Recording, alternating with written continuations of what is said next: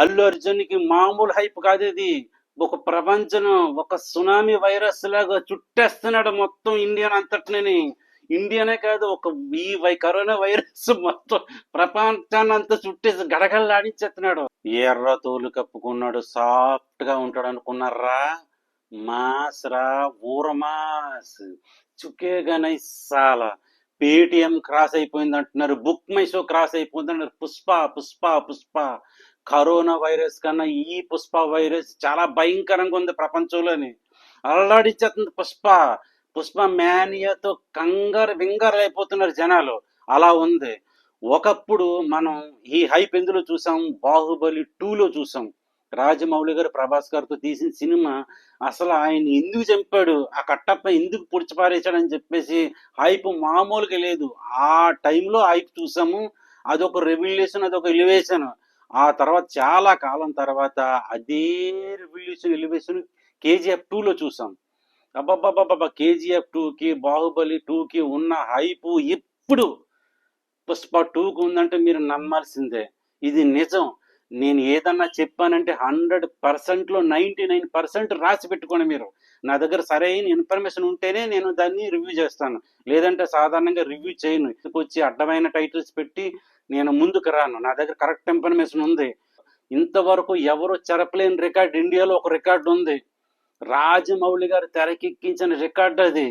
Triple R, junior NTR, Ram Charan గారు కలిసి నటించిన ఫస్ట్ డే కలెక్షన్ 224 కోట్ల స్థానంతో నెంబర్ 1 స్థానంలో ఉంది త్రిబుల్ ఆర్. దాని పుష్పరాజ్ ఈ కరోనా వైరస్ కోసాలతో లేపేస్తుంది అంటున్నారు.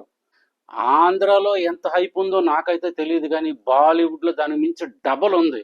Yes, it is the true, మీరు నమ్మాల్సిందే. అంతేకాదు, వాళ్ళు చెప్పింది ఏంటంటే 250 నుంచి 300 కోట్ల వరకు కలెక్ట్ చేసే అవకాశం ఉంది. అది ఫ్యూచర్ లో కూడా ఆ రికార్డుని కదిపే మగాడు ఉండడు. ఒకవేళ అల్లటి ఎవడన్నా ఉంటే ఒక ప్రభాస్ గారి వల్ల అవుతుంది.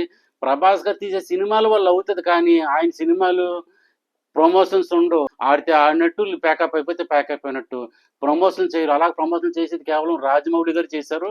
ఇప్పుడు పుష్పరాజ్ చేస్తున్నాడు, అందుకనే కొడుతున్నాడు. లెక్క కోచాలు లిగిచిపోతున్నాయి అంతే. మామూలు హైప్ లేదు. నేను స్క్రీన్ షాట్ చేస్తాను. ఇంకొక గుడ్డు చెప్పనా మీకు అంటే, రేపు మంగళవారం ఉంది, బుధవారం ఉంది. ఈ సోమవారం ఈవినింగ్ వరకు 60 కోట్లు అడ్వాన్స్ బుకింగ్ జరిగింది. అది ఎక్కడ యుఎస్ఏ నుంచి మొత్తం గల్ఫ్ కంట్రీలన్నీ కలుపుకుని 30 కోట్లు ఉంటే, మన సైడ్ నుంచి 29 కోట్లు, టోటల్ 60 కోట్లు అడ్వాన్స్ బుకింగ్ అయిపోయింది. ఇంకొక రేపు ఒక 10 కోట్లు, ఎల్లుండి ఒక 10 కోట్లు కానీ చేసిందే అనుకో, ఇంతవరకు కేజీఎఫ్ అడ్వాన్స్ బుకింగ్ నెంబర్ 1 స్థానంలో ఉంది. ఆ కేజీఎఫ్ 2ని కూడా కొట్టేసి పుష్ప పైన కూర్చునే అవకాశం, త్రిబుల్ ఆర్ రికార్డు మట్టిగా గల్లంత అయిపోయే అవకాశం 100% ఉంది. ఆ తర్వాత ఒక 250 నుంచి 300 కోట్లు కొడితే, ఈ టైంలో ఇంకా ఆ రికార్డుని కొట్టే మగాడు ఉంటాడు అంటే అది కేవలం ప్రభాస్ గారి వల్ల అవ్వచ్చు. లేదు, పిచ్చెక్కిపోతున్నారు జనాలు. మొత్తం ప్రపంచం అంతా ఈ కరోనా వైరస్ లాగా ఒక ఊపు ఊపెత్తుంది పుష్పరాజ్. మామూలుగా లేదు, పుష్పకి ఆ విధంగా ఉంది. అల్లు అర్జున్ మెగా మేనరుడు తడాక ఏటో ఎప్పుడు చూపెడతాడు. ఉంటే మెగా ఫ్యామిలీ ఉండాలి నెంబర్ 1 కిందని ఒక హైప్ పెట్టుకొని వెళ్తున్నాడు అతను. అలాగే జాతీయ అవార్డు కూడా కొట్టేశాడు చెప్పినట్టుగానే. ఇప్పుడు ఇండియా నెంబర్ 1 హీరో అయ్యి నెంబర్ 1 స్థానాన్ని కూడా కొట్టే అవకాశం ఖచ్చితంగా ఉంది. ఎందుకంటే నేను ఒక స్క్రీన్ షాట్ చేస్తాను చూడండి. మీరు బాలీవుడ్ లో ఏ ఉందో 70 కోట్లు ఫస్ట్ డే కలెక్షన్ అంటున్నారు. ఇంతవరకు రారాజ్ ఎవరు 70 కోట్ల కలెక్షన్ లో? జవాన్ షారుఖ్ ఖాన్ గారు ఉన్నారు 65 కోట్లన్నరతో ఫస్ట్ డే కలెక్షన్.